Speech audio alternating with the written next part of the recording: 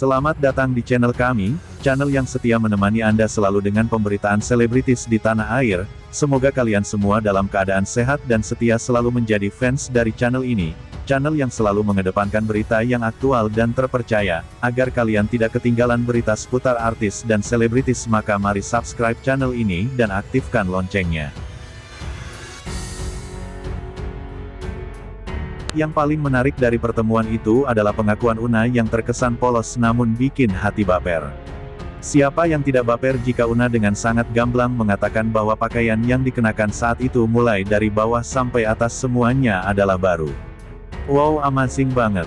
Demi apa jika bukan demi cinta? Karena ingin bertemu dengan orang yang spesial bagi Una, dia tampil dengan sangat perfect sekali.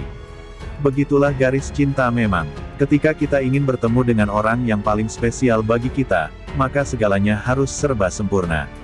Sebab kesempurnaan itu yang hanya ingin diberikan dan ditunjukkan kepada yang dicinta.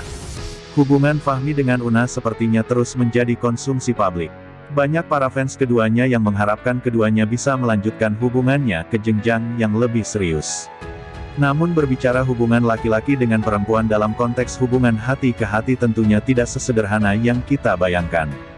Hubungan itu harus memiliki dasar yang kuat dan landasan yang kokoh. Agar kedepannya tidak terjadi yang namanya penyesalan ketika sudah sampai ke level rumah tangga. Makanya semuanya harus dipertimbangkan dari segala hal. Baik secara material atau secara mental keduanya untuk melangkah ke jenjang yang lebih serius. Namun sepertinya hubungan keduanya sudah mendapatkan lampu hijau dari orang tua Fahmi. Restu orang tua merupakan satu syarat utama hubungan seseorang bisa langgeng sampai kakek nenek dan hanya maut yang memisahkannya. Tanpa restu orang tua sebuah hubungan amat sangat rapuh sekali dan rentan dengan yang namanya perpisahan. Ada saja persoalan yang datang dalam biduk rumah tangga tersebut.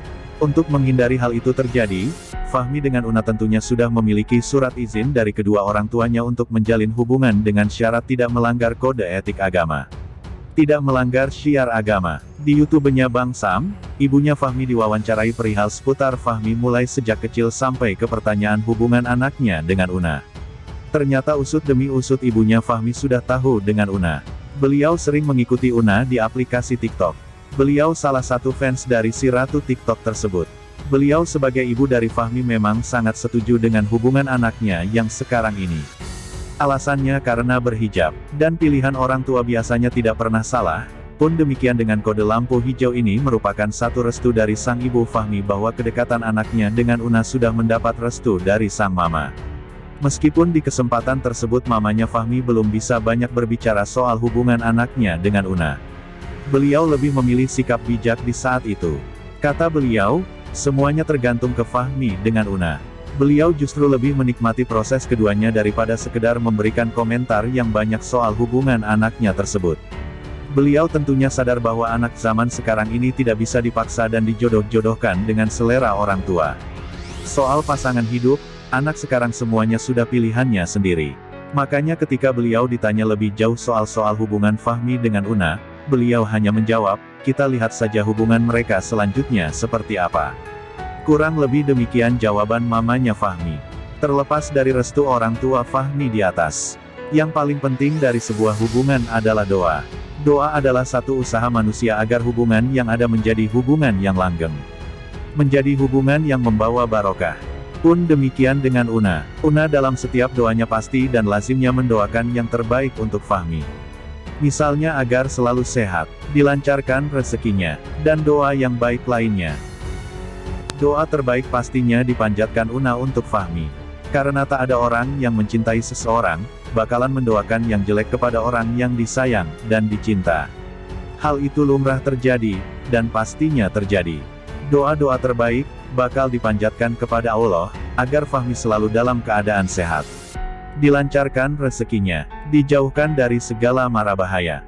Maka sebelum melanjutkan ke kisah mereka yang bikin baper ini, mari dukung channel ini dengan cara subscribe dan aktifkan loncengnya, agar kalian tidak ketinggalan beritanya. Karena insya Allah channel ini bakalan terus menginformasikan soal hubungan Una dengan Fahmi. Channel yang konsisten dengan berita keduanya. Semoga channel ini bisa membantu kebutuhan kalian soal informasi.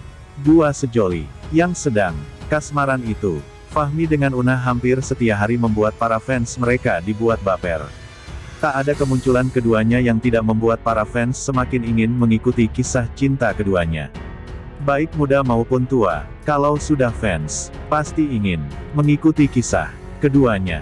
Fahmi dengan Una memang sedang merajut kisah cinta yang membuat orang lain senang. Begitulah ciri-ciri kisah kedua sejoli itu. Fahmi dan Una adalah dua insan yang sedang dimabuk cinta. Ketika cinta sudah datang maka seisi dunia terasa hanya milik sang pecinta tersebut. Yang lain terasa tidak ada. Demikianlah perjalanan takdir cinta. Ia bisa membuat orang buta dengan segala hal dan hanya fokus kepada yang dicinta.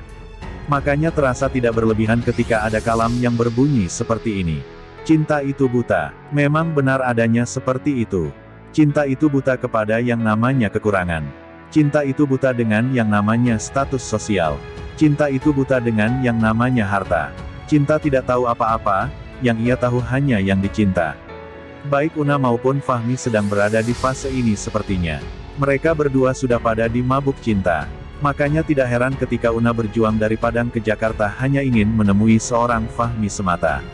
Itulah efek dari yang namanya cinta. Cinta telah memberanikan seorang Una terbang dari Padang ke Jakarta hanya ingin berjumpa langsung dengan Fahmi. Fahmi yang tidak biasa bangun pagi akhirnya saat itu juga berjuang dengan kebiasaannya yang bangun siang hanya demi menjemput Una.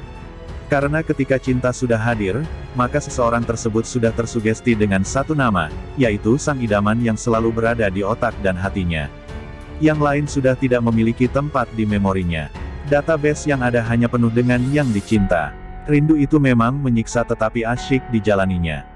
Fahmi dan Una juga merasakan hal yang sama ketika keduanya sama-sama sedang rindu. Tak ada obat bagi rindu kecuali hanya dengan jalan bertemu dengan yang dirindui. Tak ada dokter yang bisa menyembuhkan rindu dan tak ada solusi yang baik kecuali dengan hanya menemui yang dirindui.